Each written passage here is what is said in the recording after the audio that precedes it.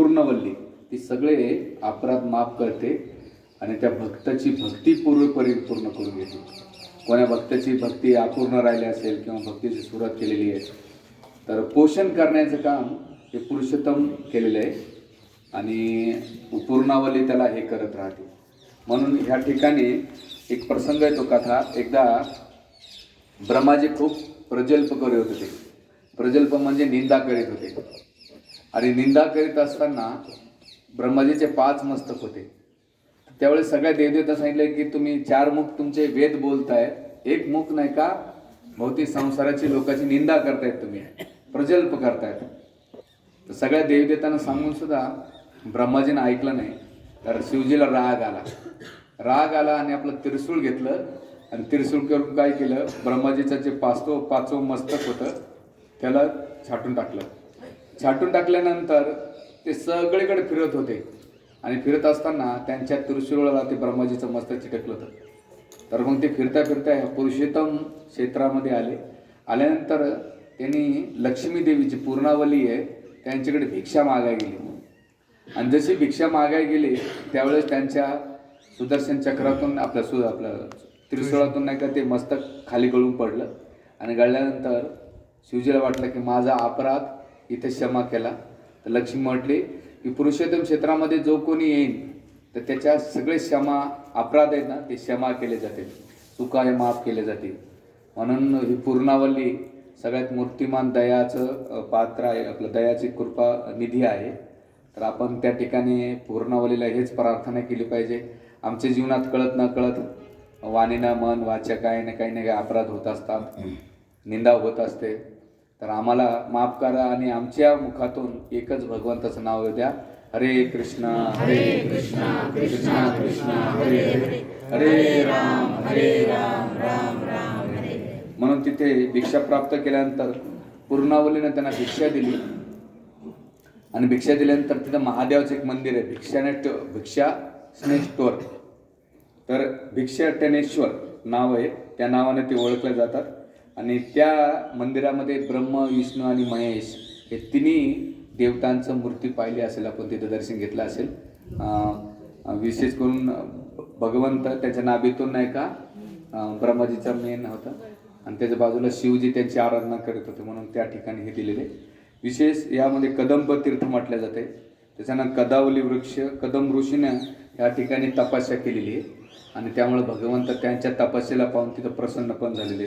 उपचार वसू, चतुर्षकुमार, आल्वार काळकाळ या सगळ्याजण मंगल शासन केलेले.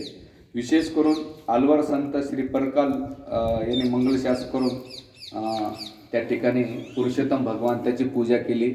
वर्णन पुराण स्थळामध्ये वर्णन करण्यात आले. आणि त्यांच्या इष्टदेव खास करून तिरुमंगई आल्वार, जे आपण रात्री मंदिर बांधकामाची कथा ऐकली असेल तिरुमंगई आल्वाराची, तर तिरुमंगई आल्वाराला ना का धनाची जी काही कमी होत होते तर ती सरळ काय करायची, पूर्णावली द्यायची आणि पूर्णावली काय करायची, त्याच्या पूर्ण इच्छा पूर्ण करायचे. असं त्या पुरुषोत्तम मंदिराचं महात्म्य आहे. त्या विग्रहाचं नाव उत्तमर कोविल, कदंबरपूर कोविल, भिक्षांदर कोविल हे नाव आहेत याच्यामध्ये. प्रधान विग्रह आहे ते पुरुषोत्तम पेरुमल आहे आणि ह्या मुद्रा स्थिती आहे भुजंग शयन पूर्वमुख केलेले. तायार लक्ष्मी ते विग्रहाचे नाव आहेत पूर्णादेवी, पूर्णावल्ली, तायार आणि हे दिल्यानंतर तिरुमूत्र क्षेत्र. तर हे ठिकाण तिरुचिरलपल्ली उत्तम कोईल ह्या नावानं ओळखल्या जाते. त्या ठिकाणाचं महात्म्य आहे. म्हणून पुरुषोत्तम मासमध्ये त्या महिन्यामध्ये विशेष आपल्याकडे अधिक मास म्हणतात पुरुषोत्तम महिन्याला आणि त्या ठिकाणी गीतेचा पुरुषोत्तम योग वाचला तर संपूर्ण गीता वाचल्याचा लाभ भेटतो. म्हणून आपल्याला एवढा वेळ भेटला नाही, फास्ट आपण दर्शन करून गेले. आणि पुरुषोत्तम महिन्यामध्ये विशेष करून लोक तिथे भरपूर काही कार्य येतात. हे पुरुषोत्तम मंदिराचं दिलेले. आता आपण आजचं जे मंदिर आहे त्याला म्हणतात तिरुविल्लेरे मंदिर. या ठिकाणी पुंडरीकाक्ष आहे. तर हे पुंडरीकाक्ष जे मंदिर आहे हे 108 दिव्य देशांच्या 4थ्या स्थानावर आहे. आपण पहिलं जे स्थान पाहिलं ते कोणतं पाहिलं, भगवान रंगनाथ, दुसरं उरुयूर, तिसरं उत्तम कोईल, आता जे पुरुषोत्तम पाहिलं ते, आणि चौथं आहे हे पुंडरीकाक्ष पेरुमल. हे मंदिर आहे. आणि ह्या मंदिरामध्ये श्रीरंगम भगवान रंगनाथ नाही का सगळ्यात रंगनाथ मंदिराच्या पहिले हे मंदिर होतं आणि नंतर ह्या मंदिराच्या नंतर भगवान रंगनाथाचं मंदिर नाही का निर्माण झालेलं आहे. तर त्या मंदिरामध्ये भगवान पुंडरीकाक्षासोबत 3 राण्या आहेत, पंकजावल्ली, चंपकवल्ली आणि लक्ष्मीवत नाही का इमलकृती विमानामध्ये उभे येतात, जे आपण आता ह्या ठिकाणी पाहिलेले. तर इथे एकदा प्रसंग येतो की शिबी महाराज भगवान वरादेवाचं दर्शन घेतात. व्हाईट श्वेतवरा भागवताच्या कोणत्या स्कंदामध्ये येते श्वेतवराचं वर्णन? 3ऱ्या स्कंदामध्ये येते. आणि मग 3ऱ्या स्कंदामध्ये सुखदेव गोस्वामी राजा परीक्षितला श्वेतवराचं वर्णन केल्यानंतर ती म्हणतात, प्रश्न विचारतात कोण? परीक्षित महाराज, की मला लाल कलरच्या वराला काय म्हणतात तिथं?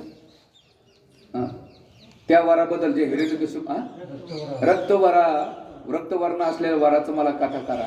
आणि मग त्यावेळेस ते प्रसंग सांगतात आणि मग वरादेवाची आणि हिरण्यकशिपूची कथाचा प्रसंग करतात. तर शिबी महाराज एकदा श्वेतवराचं दर्शन घेत घेत पळत आले ह्या नेमकं ह्या ठिकाणी खड्डा होता, त्या खड्ड्यामध्ये ते अदृश्य झाले. अदृश्य झाल्यानंतर शिबी महाराज माहिती आहे कशाबद्दल फेमस आहेत? दान करण्यासाठी फेमस आहेत, डोनेशन देण्यासाठी. आणि मग ते विचलित झाल्यानंतर करायचं तर काय करायचं? तर इथं मार्कंड ऋषीची गुफा आहे. आपण जे मंदिर पाहिलं ना त्या मंदिराच्याच बाजूला एक गुफा आहे, आपल्याला अजून ती पाहायला भेटली नाही.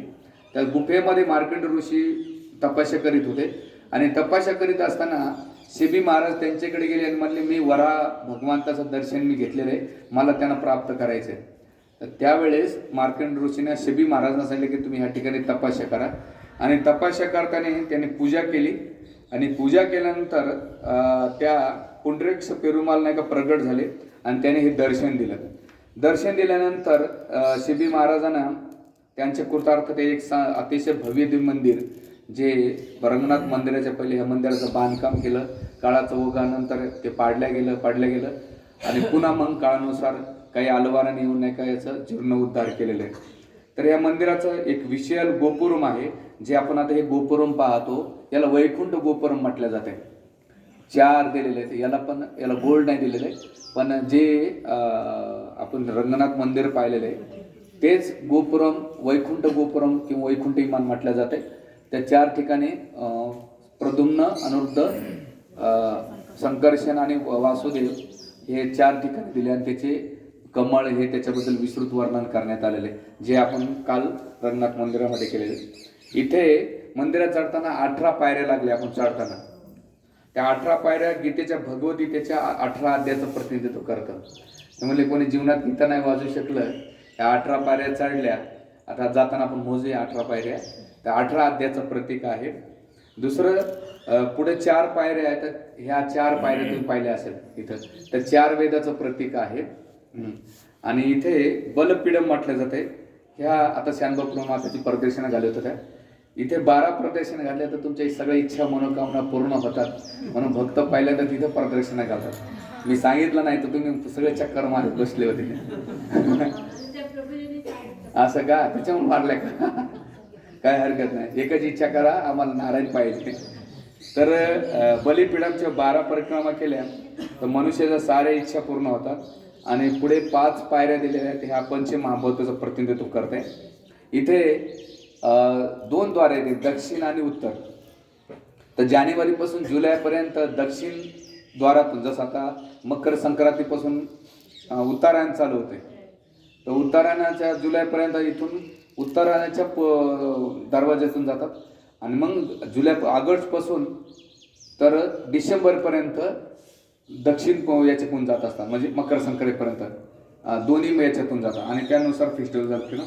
याच्यामध्ये जे 8 सीडी आहेत, आता नेमकं त्याच्याबद्दल मला डिटेल्स लँग्वेजचा प्रॉब्लेम आहे. ज्या 8 पायऱ्या आहेत त्या 8 पायऱ्या ओम नमो नारायणा 8 अक्षर मंत्र आहे ना, त्याचं प्रतिनिधित्व करत आहे. त्याच्यानंतर पुढच्या 24 पायऱ्या आहेत, आपण जेव्हा भगवंताकडे चालू गेलो तर ते गायत्री मंत्राचं प्रतिनिधित्व करते, म्हणून ह्या मंदिराचं एक वैशिष्ट्य दिलेलं आहे.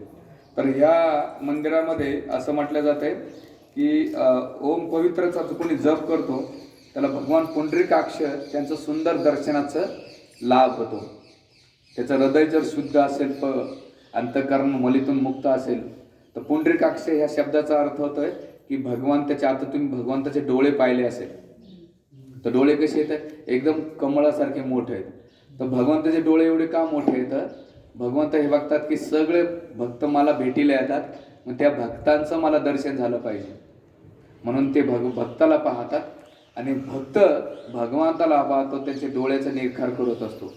आणि त्यांचे डोळे पाहून एका बाजूला सूर्य आणि चंद्र त्यांची सेवा करायला येतात.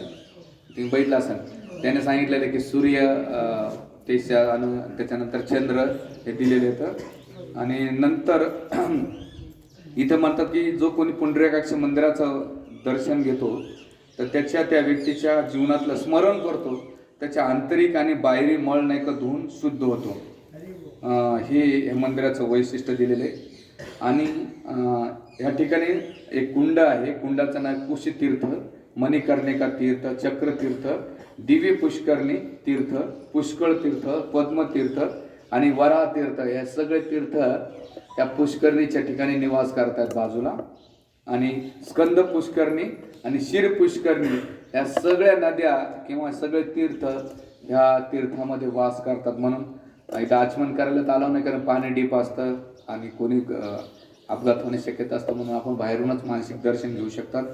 या ठिकाणी विशेष करून भूदेवी, गरुडजी, मार्कंडे आणि शबीराज यांना साक्षात्कार झालेला आहे. तर तुम्ही पाहिलं असेल ना, सूर्य आणि चंद्र आहेत बाजूला, मार्कंड ऋषींचं विग्रह पाहिलं, उजव्या बाजूला लक्ष्मीच्या बाजूला शिबी महाराजांचं आणि पुढे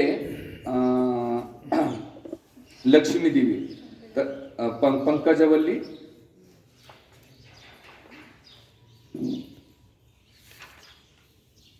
चंपकवल्ली या पुढे राहतात. दोन विग्रह येतात. आणि ह्या ठिकाणी विशेष करून आचार्य पद्माक्ष आणि आचार्य विष्णुचित्ती. विष्णुचित्ती माहिती आहे का, अंडाल्याचे वडील, तर त्यांचं आवडतं विग्रह होतं आहे आणि इथंच त्यांचं जन्मस्थान झालं. आणि ते पुंडरीकाक्षाची पूजा करायचे आणि पुंडरीकाक्षाची पूजा करून त्यांना अंडाला ही प्राप्त झालेली असं हे मंगल शासनामध्ये म्हटलेलं आहे.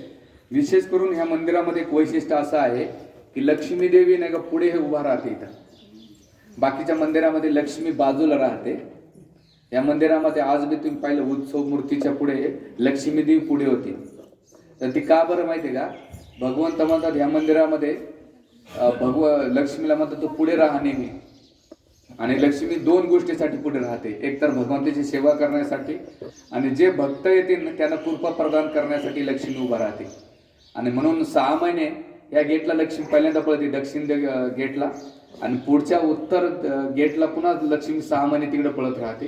कोण कोण भक्त माझ्या भगवंताचं दर्शन करायचं आणि त्याच्या कृपा प्रदान करते. तर त्या भक्ताला उत्साह देण्यासाठी आणि दुसरं रेकमेंड करण्यासाठी लक्ष्मी देवी पुढे राहते. म्हणून लक्ष्मीचं एक महत्त्वाचं कार्य इथे दिलेलं आहे. ह्या मंदिराचं नाव विशेष करून पुंडरीकाक्ष पेरुमल आहे. जे उत्सव मूर्ती आहे चेदमारी कनन हे दिलेले आणि लक्ष्मी पंकजवल्ली, चंपकवल्ली दिलेले याच्यामध्ये दिलेले. ह्या ठिकाणी अलवारेने सहस्त्र काही गीतांचं गायन पण भगवान पुंडरीकाक्षाच्या याच्या प्रेमासाठी गायन केलेले. तर आपण इथं प्रार्थना करू शकतो आणि तुमच्या काही इच्छा असेल एकच इच्छा करा, तुम्ही 12 प्रदक्षिणा करू शकता. ज्यांना नाही जमलं एकच प्रदक्षिणा करा आणि आपण पुष्कर तीर्थ जे बाकीचे तीर्थ आहे त्याचं दर्शन करून लक्ष्मीचं जी पंकजवल्ली आणि चंपकवल्लीचं दर्शन घेऊन पुढच्या मार्गाला जाऊया. हरे कृष्णा कृष्णा कृष्णा हरे हरे, हरे राम राम राम हरे हरे. तर ह्या मंदिरामध्ये भगवंताचे 16 हात येतात. त्या 16 हाताचं एक वैशिष्ट्य असं आहे की भगवंत आहेत ना भक्ताचं रक्षण करण्यासाठी काय हाताचा उपयोग करत असतात.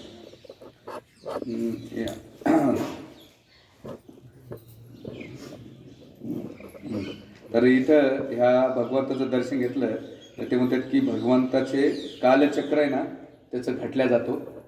जो भयानक काळ आहे, मूर्तिरूपी काळ आहे, त्याचा कमी केला जातो.